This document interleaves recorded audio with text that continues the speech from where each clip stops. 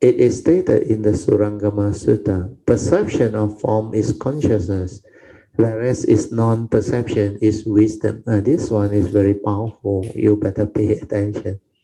If you can understand this, I sadhu you, means you already have the wisdom.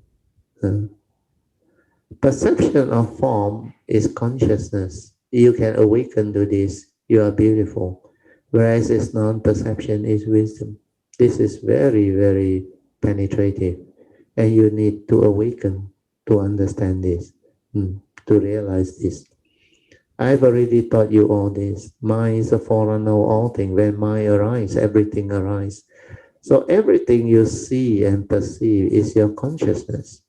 Because within consciousness, there is a content of consciousness, which are your five mental aggregates of form and mind that created the world and everything else that you come to perceive.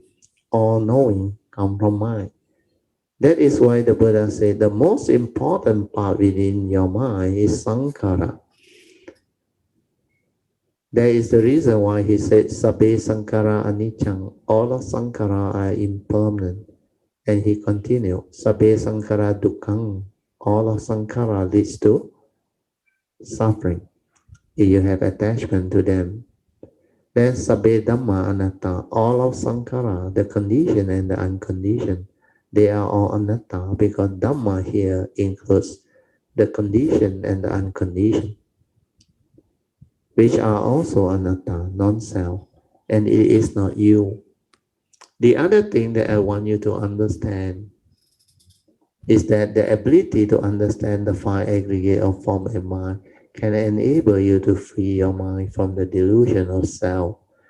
This is very important. That is how you gain realization of the first stage of sainthood.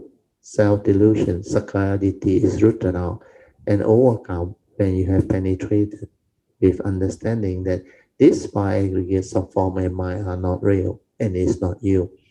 Then your understanding of anatta will become very clear, and with that, the self-delusion or delusion of self can be rooted out. And then it is possible to develop the real understanding. That is the reason why understanding of the five aggregates of form and mind as not you, are not really you, is very important, because they arise due to condition, and they are condition arising phenomena. Hence, no more self-delusion. So this one even refer to our human being, the first aspect of the five aggregate of form and mind. Because this human being is not what you think, except this phenomenon lasts longer, you never see it. It's actually supported by three conditions, supporting conditions. Once any of these supporting conditions cease to be, you cease to be. That's why separation of consciousness from the form will give rise to what they call death. Then your identity erased.